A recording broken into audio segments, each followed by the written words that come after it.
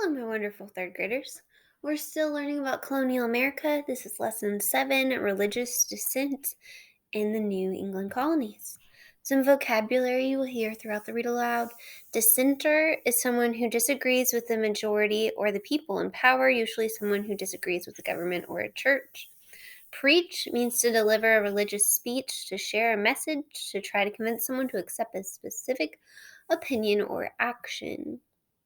Recent Recant means to announce publicly that past beliefs are no longer true. Senior is an adjective. It means having a high position and more power within a group, such as an older member might have. Society is a group of people organized together. The Pilgrims had solved some of their problems, but the Puritans had not. Remember, the Puritans wanted more rules. In England, the Puritans were still struggling to worship the way they wanted to. They wanted to change and purify the Church of England. When the Puritans heard about the Pilgrims' journey at Plymouth, they decided that they should try to do a similar thing. They came up with a plan to do just that. In 1628, a number of Puritans, led by a man named John Winthrop, decided that they would establish a colony in New England to the north of Plymouth. The Puritans realized that they would have to be very organized. They had heard about the hardships faced by those who had already gone to this new world. They knew that many had died due to lack of food and shelter. The Puritans were determined to avoid these mistakes. It was decided that a small group of Puritans would go ahead of the others and begin to build a colony. Then in 1629, a group of English Puritans and merchants formed the Massachusetts Bay Company. The aim of the company was to make money for the Puritan colony by trading furs as well as by fishing and shipbuilding. There you go, there's some industry for you. There would be some farming too, but the settlers knew that the rocky New England soil would never support a large farming economy. The company itself would be run according to Puritan principles or rules. It was also decided that this Puritan colony would be different from other English colonies. In order to live in this colony, people would have to live according to the Bible and strict Christian principles. John Winthrop believed that their colony should be an example to others in terms of how people should live. He once said, "For we shall be as a city upon a hill. The eyes of all people are on us." So you can see Plymouth right here in Massachusetts, and they're aiming somewhere north of Plymouth.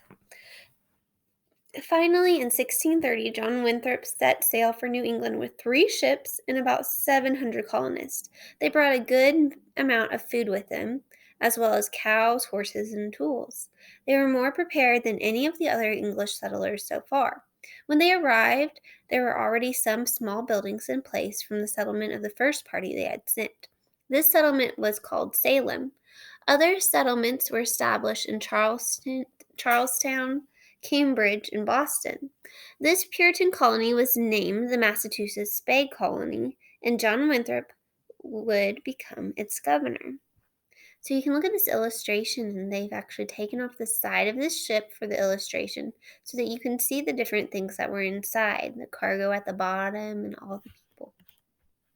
Here's a bigger picture of it. It's pretty cool. As planned, the Massachusetts Bay Colony was different from the colonies developed in the South. The strict laws that had been drawn up in England were put in place in the colony, and people had to follow them. For example, everyone had to go to church. Those involved in the government of the colony were senior church members, and only male church members could elect their leaders. As you have heard, whereas the Pilgrims were happy to separate from the Church of England, the Puritans wanted to remain part of it and were determined to change it. They hoped that by their strict example of pure living, the Church of England would become stricter too, and do away with many rules it still had from its Roman Catholic influence. The Massachusetts Bay Colony was very successful and grew quite rapidly.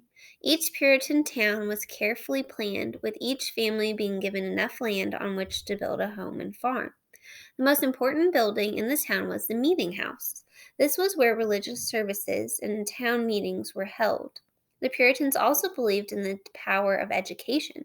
They wanted their children to be able to read so they could read the Bible. Where do you think the meeting house was in this town? I think it would be in the middle right here. In 1631, Roger Williams, a minister from London, arrived in the Massachusetts Bay Colony in Boston. Almost from the beginning, Williams did not agree with some of the leaders. He believed that the leaders of the colony had too much control over people's lives. He especially disliked the close connection between the church and the government. Williams felt that what was happening was too much like the English system they had tried to escape. The leaders of the Massachusetts Bay Colony felt threatened by his views.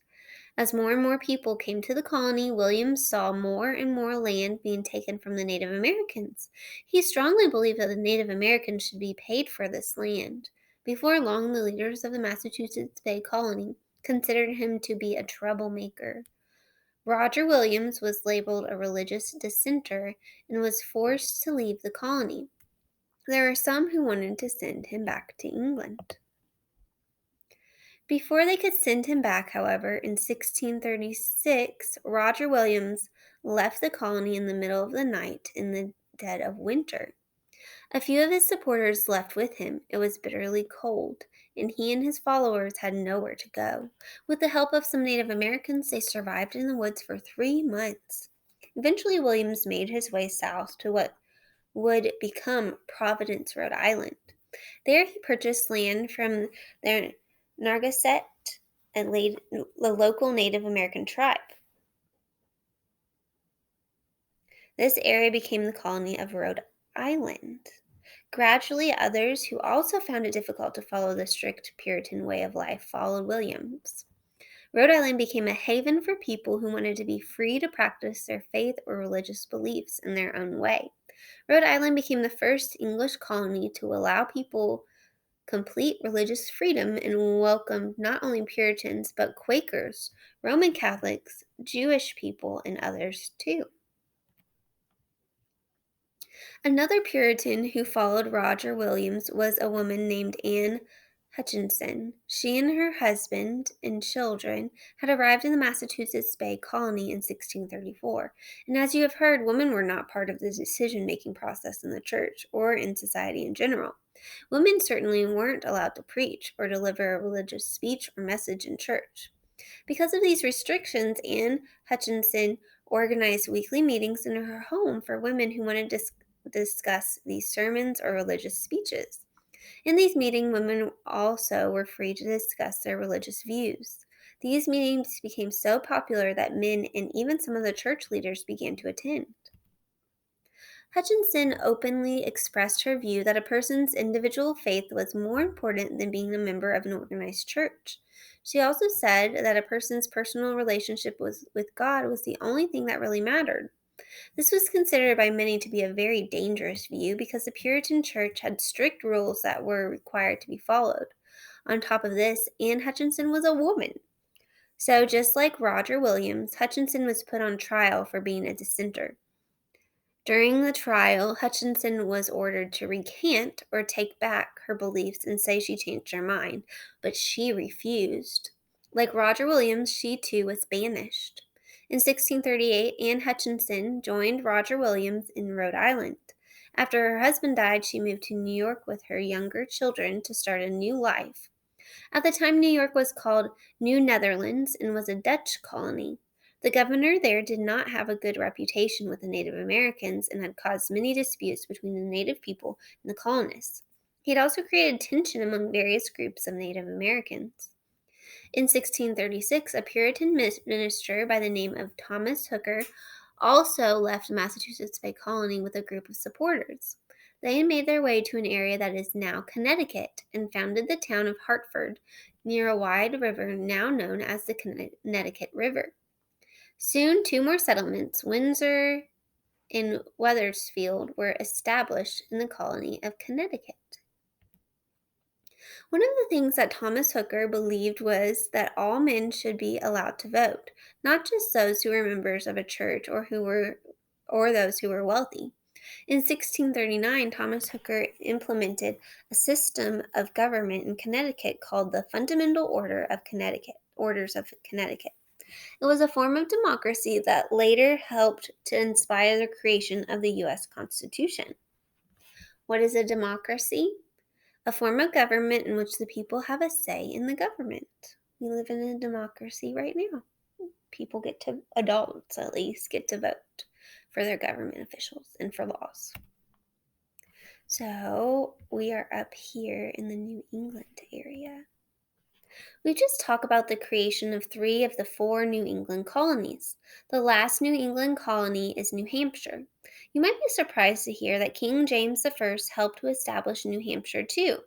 Remember how he gave an area of land to his friends?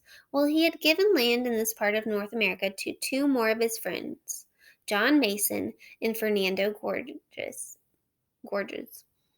Later, the 2 men divided the land in half, and Mason got the southern part that became the New Hampshire colony in 1679. Many unhappy Puritan settlers also found their way to this colony. Gorges received the northern half that would later become the state of Maine.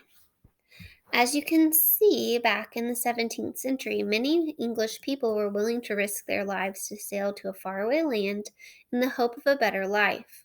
Do you think you would have been willing to do the same? So you can see in this picture all of the New England colonies. So we have New Hampshire that we just talked about, that was right here. Massachusetts, the Massachusetts Bay Colony. And this up here ended up being what is now Maine. That's where Gorges owned the land. We have Connecticut here. Rhode Island is here. It's very small.